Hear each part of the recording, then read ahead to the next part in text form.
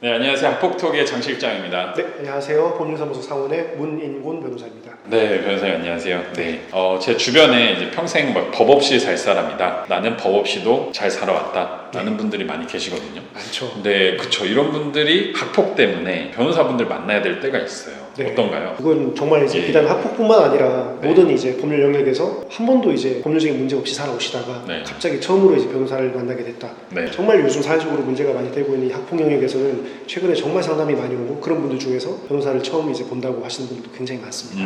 네. 변호사분의 숫자만 해도 계속 늘어나고 있잖아요. 네. 이럴 때 어떻게 선택을 하고 어떻게 찾아야 될까요? 사실 이게 정답은 없습니다. 그쵸. 정말 이제 제가 네. 감히 뭐라고 이런 걸 이제 말씀드리겠습니다. 네. 그렇지만 조금이라도 이제 실패 확률을 줄이거나 좋은 변호사를 선임할 수 있는 좀 팁을 드리자면 네. 변호사들도 이제 의사들처럼 다양한 영역을 다룰 수가 있습니다. 예. 근데 이제 의사들은 이제 딱 자기 전문 분야만 다룰 수 있지 않습니까? 그쵸. 뭐 피부과면 피부과, 정형외과, 성형외과, 내과. 소아과 이렇게 돼 있는데 변호사는 딱 그걸 제한을 두지 않습니다. 모든 영역을 할 수 있는데 대신에 전문 분야라는 것들이 있습니다. 네네. 예, 변호사들 중에서도 전문 분야가 뭔지 그리고 실제로 이 전문 분야에 대해서 어떤 경험을 가지고 있는지 어떤 지식을 가지고 있는지 풍부한 사례들을 다뤄본 변호사한테 찾아가는 것이 실패할 확률을 줄일 수 있는 방법으로 좀 생각을 합니다. 네. 학폭 변호사분들이 네이버에 쳐보면은 네. 광고부터 시작해서 블로그 네. 뭐 엄청 많이 있어요. 이분들하고 사실 일일이 다 상담할 수도 없는 거고 네, 또 맞습니다. 저도 몇 번 전화를 해봤는데 사무장님이 먼저 받고 아, 변호사님까지 연결 안 되는 경우도 허다하고 사실 이런 경우에 나는 마음이 급한데 네. 와 이거 어떻게 내가 선택해야 되나.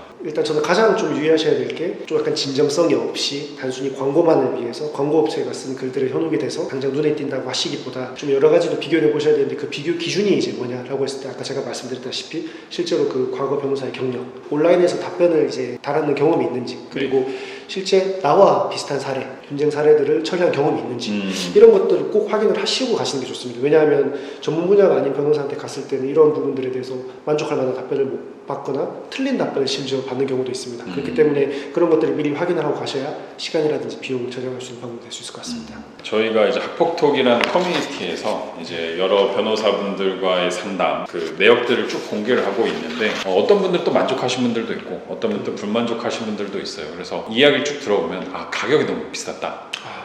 그리고 너무 상담 비용을 높이 받았다 라고 하는데 기준점이라는 게 있을 거잖아요. 네. 이것도 정말 좀 어려운 문제이긴 한데 제가 감히 뭐라고 다른 변호사님들의 확 시원하게 공개해 주세요. 그냥 수치적으로 그냥 가감없이 말씀을 네. 드리자면 네. 저는 가장 낮게 받는 분들은 이제 막 300 이렇게 받는 분들도 맞습니다. 봤습니다. 좀 많이 받으시는 분들은 1000만 원 이상. 맞습니다. 근데 이게 제가 지금 말씀드린 건 말 그대로 일반적인 평균적인 기준이지 예를 들어서 정말 어려운 사건이다. 네. 품이 많이 들어가고 중요한 사건이면 1000만 원이 안 아까울 수도 있죠. 맞습니다. 그리고 네. 정말 너무 간단한 사건인데 내가 수임하는 범위가 정말 일부분이다 라고 하면 300도 오히려 적정한 가격일 수 있어요. 맞습니다. 하지만 저는 일정 절차를 이제 진행을 할 때 네. 학폭 절차 아니면 민사 소송 절차 형사 소송 절차 이렇게 진행을 했을 때 결국에 그 평균적인 가격을 말씀드리면 최하가 이제 저는 300이고 이제 최대가 이제 일반적으로 1000사에서 왔다 갔다 하는 것 같습니다. 이건 좀 조심스럽긴 한데 제가 봤을 때는 그렇습니다. 오히려 이제 그렇게 생각을 해야 되는 거죠. 300보다 더 적게 받는다. 그러면 그거는 일하기가 맞습니다. 불편한 금액일 것 같아요. 오히려 사건 수행을 꼼꼼하고 제대로 안 하는 경우가 생길 수 있습니다. 그리고 1000만 원 이상 줬을 때는 오히려 돈만 받고 내가 원했던 퀄리티가 안 나올 수도 있고요. 가장 또 중요한 게 상담비가 물론 들 수 있습니다. 내 사례에 대해서 상담비 주고 얼마입니다라고 해서 상담을 해서 수임을 하는 것보다는 최소한 저는 한 두세 분 정도 한 세 분 정도 찾아가셔서 상담비를 지불하시더라도 네. 내 사례에 대해서 어떤 식으로 생각을 하고 있는지 네. 그리고 또 그게 좋은 점이 있습니다. 그 세 분의 답을 듣다 보면 공통적인 의견이 나오면 그게 있죠, 이제 있죠. 그게 이제 해답일 경우가 많지 않습니까? 그리고 어떤 변호사와 어떤 변호사는 의견이 다르지만 그 근거를 들어보면 오히려 경험이라든지 실력이라든지 거기서 드러나는 경우가 많습니다. 그렇기 때문에 적어도 한 두세 분 정도 변호사님들을 꼭 살펴보시고 비교 견적이라고 할 수 있겠죠.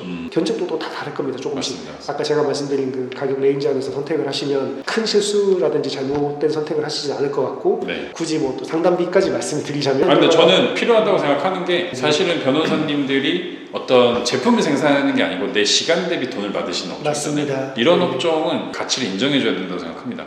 네. 전 개인적으로 또 하나 또 드리고 싶은 말씀은 네. 상담비는 아까워하시지 않으셨으면 좋겠습니다. 아, 왜냐하면 예. 공짜로 상담을 하시는 분들은 그만큼 퀄리티나 질이 떨어집니다. 네. 차라리 그분한테 맡기시지 않더라도 상담비를 정식적으로 받고 검토해주는 변호사한테 가는 게 자기가 상담료에 대한 책임감을 느끼고 그만큼의 또 상담을 해드릴 수 있기 때문에 맞아요. 상담료는 꼭 어느 정도는 지불하시고 정상적인 자문을 받으시는 게 저는 필요하다고 생각합니다. 맞습니다. 저도 사실 이 여러 업종을 하면서 변호사분을 많이 뵐 기회가 있었는데 상담료를 받고 오지 말라는 변호사님도 있으세요. 네. 근데 그런 분들 자꾸 이제 수임을 유도할 수밖에 없죠. 그렇죠. 뭐 10분 정도 지나면 뭐 더 물어보실 거 없냐. 맞아요. 그러니까 자꾸 불편하죠. 저도 그래서 차라리 저도 이제 종이에 30만 원 정도 가져가요. 그래서 드리면은 이분들도 어차피 시간 대비 업무를 하시는 거기 때문에 저는 그 정도 비용은 박폭에서도 전혀 아까운 비용이 아니다.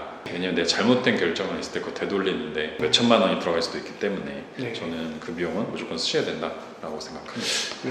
오늘 이제 준비한 대본에는 없지만 변호사 입장에서 좀 효과적인 상담을 해주고 효과적인 상담을 받아가실 수 있는 또 팁을 하나 드리자면 예. 단순히 가서 그날 말로 하는 것은 효과적인 상담이 이루어지기 힘들 거라고 생각합니다. 네네네. 그래서 타임테이블이라고 하죠. 이제 날짜 몇 월 며칠 날 무슨 일이 있었다 정도를 간략하게 정리를 해가시고 네네. 그걸 뒷받침할 수 있는 그런 증거들, 사진이라든지 네. 그런 것들을 조금이라도 준비해서 네. 미리 이제 이메일이라든지 카카오톡이라든지 변호사한테 전달될 수 있으면 좋습니다. 음. 미리 보고 상담을 하기 때문에 그런 걸 준비하셔서 가시는 게 아무래도 상담의 질이 훨씬 올라갑니다. 저도 이제 변호사님 상담을 처음에 하러 갈 때는 그냥 가서 얘기하면 다 이해하시겠지 했는데 그분들이 또 쓰시더라고요. 맞습니다. 그래서 자꾸 되돌아오고 그 다음부터는 딱 말씀하신 대로 한 페이지 정도로 준비해서 가면은 거의 10초면 다 바로 이해하시더라고요. 맨날 그 일만 하시니까 그죠? 맞습니다. 그러고 나서 이거 맞아요 물어보면은 이거는 제가 수임해도 괜찮을 거다 또는 저는 못한다 라고 바로 판단해 주시더라고요. 그래서 맞습니다. 이게 맞구나. 저는 이게 도움 될까 말까를 제가 판단하지 말고 가감 없이 그냥 다 얘기하는 거죠. 좋습니다. 내가 뭐 죄를 지었다고 해도 그 부분은 공개를 해놓고 이걸 어떻게 하면 역이용할 수 있는지 또 맞습니다. 이런 것들을